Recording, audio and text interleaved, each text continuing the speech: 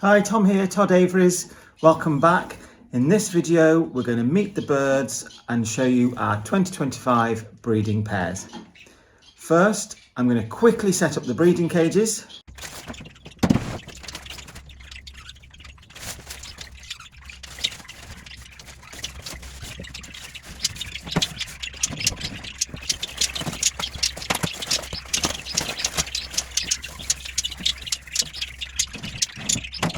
Now that's done, I'm going to catch up the birds quickly.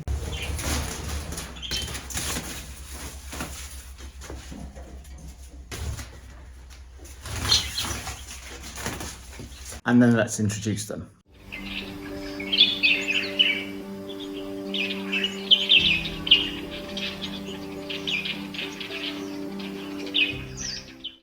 So starting off with the Budgies, our first pair is Joey and Florentine.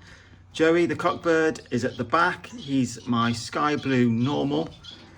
And Florentine, closest to us, is the hen, and she is a dilute. This video isn't going to go too in depth into the mutations. I'll do a more in-depth one in the future. So if you want to see that, don't forget to subscribe so you'll be the first to know. I'm not expecting anything too special from this pair. Joey being normal and Florentine being dilute, all the chicks should come out as normal, with one known exception. Joey is actually split to opaline, so some of his daughters will be opaline. Now I don't know what Florentine is hiding under that dilute, but as the dilute gene is a recessive gene, all of the chicks will be split dilute and none of them will be visible. Colours wise, they will all be blue. I'm not sure if they will be cobalt or sky. Looking at the colour of Florentine, I imagine we'll have a mix of cobalt and sky. The dark gene is a dominant one, but we'll have to wait and see. Now, both these birds are 2-3 years old, so they are old hats at breeding. They're not exactly displaying money signs at the moment, but they have only been with each other for a couple of days. So that's Florentine and Joey. Next is Billy and Sky. These two, this will be their first year of breeding. Joey, the cockbird on the perch, he is yellowface opaline. And Sky, up wanting to get in the nest box, but I haven't opened it up yet, is a dominant pied opaline yellowface. Out of this pair, all chicks will be opaline, all chicks will be yellowface, and some of them will be pied like their mom.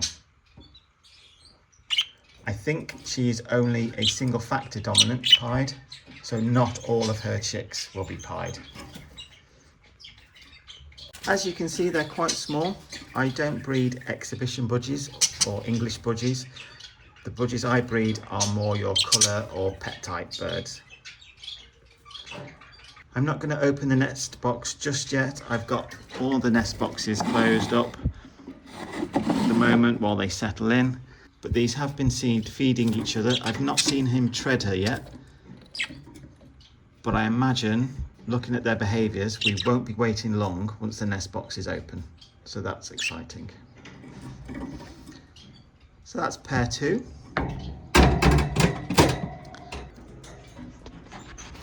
So next up are the Canaries. The cockbird is the variegated intensive. I was going to say dominant then. So that's the cockbird. He had started singing in the flight, but since I've put him in here, I've not heard him. But it'll take them a few days to settle. And then the hen is the non-intensive. She was very keen to get started nesting in the flight, but I've put them in the breeding cage for ease. She's been seen carrying around lots of material. So again, depending on how he sorts himself out, we shouldn't be waiting too long for some chicks in the nest for this.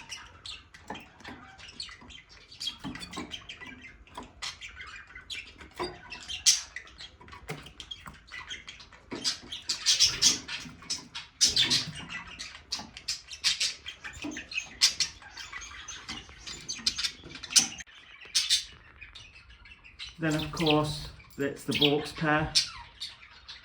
The cockbird is the one closest and the hen is up the back. They are the wild type or normal mutation, whatever you want to call them. They're 2024 birds, so this will be their first year. They've only just moved into this flight from a small cage.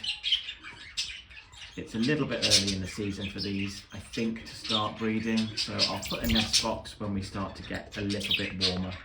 The weather's not too bad, but it is still only late March here at the moment. So to tell the difference between the sexes of these, it's not that easy. Above his seer is blue. You can just about make that out. And whereas the hen, she hasn't got anything. That's the only way to tell these guys apart. So there we have the Bourkes. Lastly, we've got the Bengalese. In here we have two pair. The darker pied is one of the cocks, and the self at the back is the hen. And then out of the fawn pieds we have another pair. Sometimes I can tell which one is the male, but they are so similar. It's only when they really start singing that I can tell the difference. I did and ah about moving these into those cages down there to breed so I could be selective, but I decided I'll eventually just put the nest pans in here and they can work it out for themselves. I'm not overly fussed on the colours I get from them. I just think they're really funny little birds and really interesting to watch. And I can't wait to see what I get from them.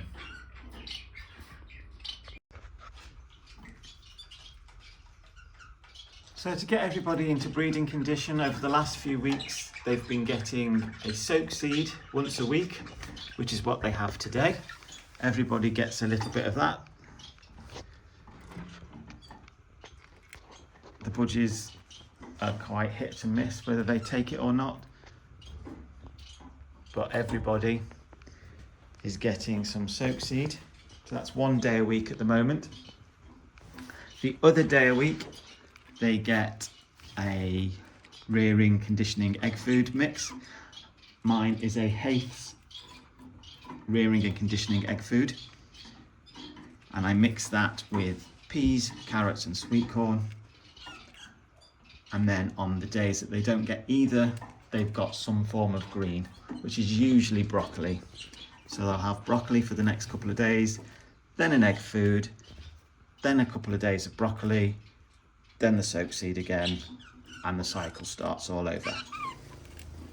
They also get various vitamins and minerals in their waters today. They've all got the aviform fetura, which is a mix of really essential vitamins and minerals, pre and probiotics. So they get that every other day. On the days that they haven't got the mineral, they have calcium in their drink. There is calcium in the fetura,